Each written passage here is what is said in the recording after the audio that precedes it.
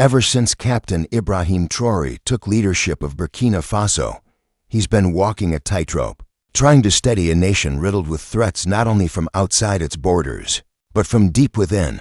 On the surface, it's easy to see his struggle against armed insurgents, but the truth is far more complex. Behind the scenes, betrayal was brewing, not from enemies in uniform, but from people in suits, seats of power, and long-trusted institutions. Traoré had long suspected that something wasn't right. Assassination attempts, leaked military strategies, and strangely timed rebel attacks all pointed to the same chilling reality. There were informants embedded within the very system he was trying to reform. Western-backed agents and local collaborators, disguised in everyday roles, were quietly working to dismantle his administration from within. But instead of launching witch hunts or relying on pure suspicion, Traoré took a more strategic path, one that relied on numbers, not whispers. He instructed a discreet team of financial experts to follow the money. Their mission was to track unexplained financial movements, especially within the accounts of former public servants, ex-generals, and retired ministers. What they found was staggering. Huge sums of money, far beyond legitimate income, had been transferred into the accounts of 113 individuals. Many of them were once close to the centers of power. The origins of the funds were murky, and in some cases, they led directly to foreign entities known for meddling in African politics. It was the proof Traoré had been waiting for. On November 19, 2024, Burkina Faso was shaken by an announcement from its economy minister, Dr. Abubakar Nakanabo. An executive order had been signed to freeze the assets of 113 individuals and to major organizations, all accused of financing destabilization campaigns and insurgent violence across the country. But it wasn't just the number that made headlines, it was the names.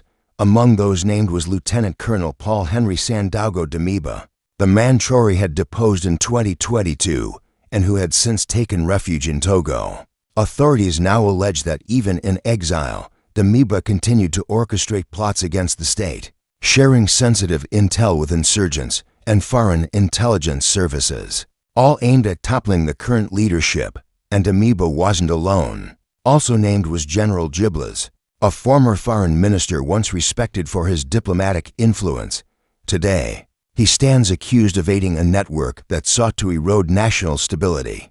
Another shock came with the inclusion of Alpha Berry, once a celebrated journalist turned politician. He is now under scrutiny for using his media connections to subtly spread disinformation and discontent among the public. And then there was Kinder, a former commander of special forces, charged with using his military knowledge to plan subversive operations. These weren't just fringe actors. These were pillars of Burkina Faso's old guard, insiders accused of quietly fueling chaos. But Traoré's crackdown didn't stop with individuals. The executive order also targeted two armed groups accused of some of the most brutal attacks on the country's civilians and infrastructure. Since 2015, more than 26,000 lives have been lost to insurgent violence, and astonishingly, over half of those deaths occurred after Traoré assumed power in September 2022. In addition to the loss of life, millions have been displaced, villages wiped out, and essential infrastructure reduced to rubble. Despite the scale of this destruction, these militant groups have continued to operate, allegedly with direct financial support from those now named in the crackdown. The government's move to freeze their assets isn't just punitive, it's strategic. Without funding, these groups will find it far harder to sustain operations, making them vulnerable to targeted military strikes. Sources suggest special forces are already preparing for the next phase, precision raids to eliminate what remains of these networks. Behind the numbers lies a grim but powerful truth. This was never just about politics. It was about control, and for some, the willingness to burn their own nation to the ground just to regain it. The seized funds, reportedly worth millions, are now under discussion. There is growing public pressure to redirect that money to the very military that's been under-equipped and under-resourced for years. In some conflict zones, soldiers have gone without basic supplies, while civilians were left so desperate that they resorted to eating leaves just to survive. Captain Traore has not been silent about the failures of previous administrations. He's made it clear that the rot runs deep, that national defense was never prioritized, and ordinary people were left to fend for themselves. His administration is now trying to change that, starting with accountability. In addition to the asset freezes, the 113 individuals listed are now barred from traveling outside the country. It's a measure meant to prevent them from fleeing justice or regrouping abroad. But the biggest question mark hangs over Damiba.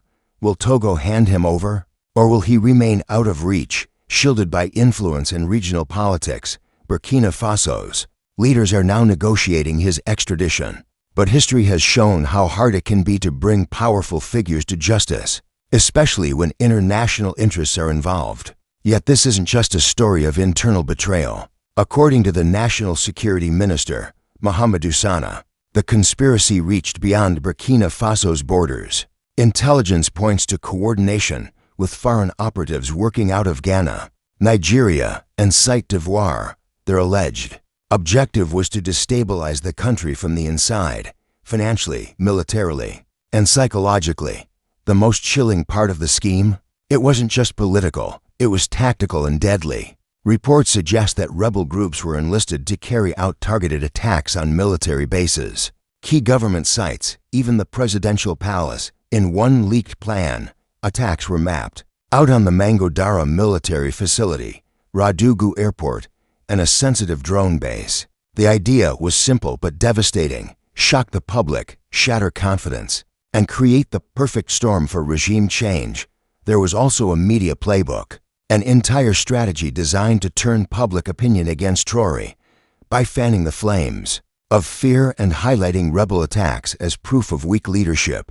The plotters hoped to break national morale, but instead of collapsing, the administration struck back, fast and hard. What we're witnessing in Burkina Faso today is not just a crackdown. It's a battle for the soul of a nation, a deep cleanse of corruption, foreign interference, and internal betrayal.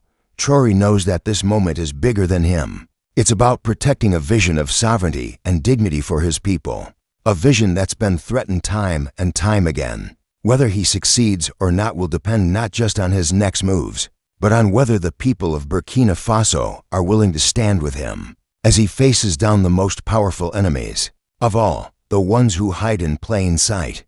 The recent arrests in Niger have pulled back the curtain even further on the extent of the conspiracy threatening Burkina Faso's leadership. During interrogation, several of the suspects revealed shocking details, not only about how the plan was financed, but how it had been carefully coordinated over months.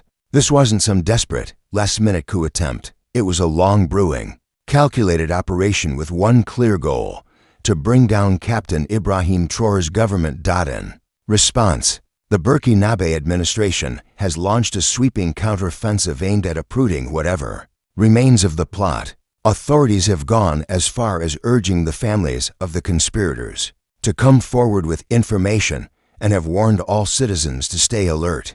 But according to Traore, this mission goes far beyond simply preventing a coup.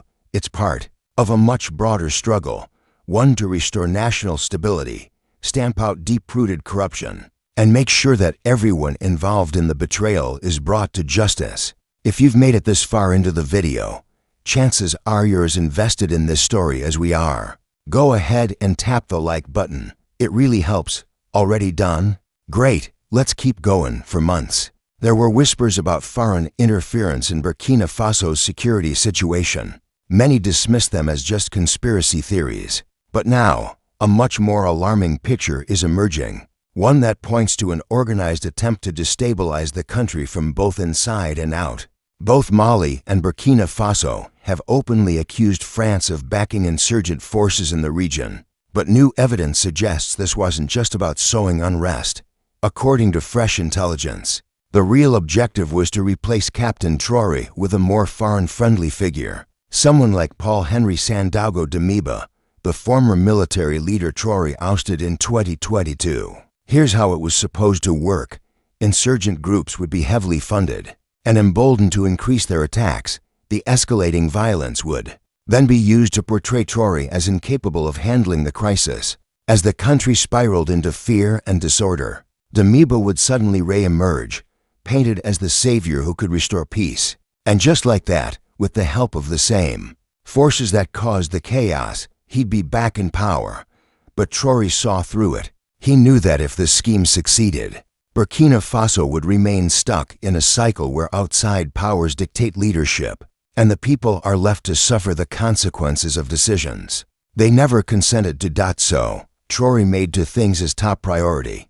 First, deal directly with the insurgents, the pawns being used in this geopolitical chess match. His government has already begun ramping up military operations, not just to crush rebel forces, but to make a bold statement: Burkina Faso will not be ruled by fear or foreign-funded terror. Second, he understands that as long as Damiba remains protected in Togo, the threat of another coup will never truly go away. The push to extradite Damiba isn't just about punishing one man. It's about cutting off the head of an entire network that's been working to undermine the nation. This is not the first time Burkina Faso has faced betrayal from within. In 1987, revolutionary leader Thomas Sankara was assassinated in a coup led by his own ally, Blaise Compaoré. What followed was 27 years of stagnation, increased dependency on foreign interests, and growing hardship for ordinary citizens. When Compaoré was finally removed from power, justice seemed possible, until he was shielded from extradition in 2016, after being granted Ivorian citizenship by then-President Alassane Ouattara. To this day, Compaoré lives freely in exile, despite having been sentenced to life in prison in absentia for Sankara's murder. Traore doesn't want that chapter of history to repeat itself. He's made it clear Damiba will not be allowed to escape justice the way Compaoré did. This time, there will be accountability, not just for the sake of punishment, but to break the cycle of impunity that's plagued Burkina Faso for decades. And the reckoning might not stop with Damiba. The government is now engaged in one of the most serious debates in the country's recent history: whether to reinstate the death penalty for crimes against national security. In 2018, Burkina Faso formally abolished capital punishment. But now, in the face of such a massive betrayal involving over 113 individuals, many within the administration argue that extreme crimes demand extreme consequences. It's not just about punishment, it's about sending a message. These conspirators weren't just plotting a political takeover. They were allegedly prepared to incite guerrilla warfare, attack civilians, and use the media to manipulate public opinion. If they had succeeded, the consequences would have been catastrophic. So now the question is, what should be done with those who've been caught? The government has promised full legal proceedings, but the outcome of these trials could set the tone for Burkina Faso's future. Will the justice system be strict enough to deter future traitors? Or will leniency risk encouraging another wave of conspiracies? Law 05/08 and Burkina Faso's criminal code lays out serious penalties for crimes like treason, espionage, and attempts to overthrow the state. While it doesn't specifically use the term sedition, the penalties for such acts have always been harsh. Long-term imprisonment has been the norm, but now, the return of the death penalty is very much on the table. It's a controversial move. Some argue that executions could turn conspirators into martyrs or trigger international backlash. Others believe that strong public consequences are the only way to truly cleanse the system and stop future plots in their tracks. One thing is clear: Burkina Faso is at a turning point. The handling of this failed coup, from the arrest of high-ranking conspirators to the possible extradition of Damiba, will determine whether the nation emerges stronger or sinks deeper into turmoil. Ironically, this entire plot has only strengthened Traore's grip on power.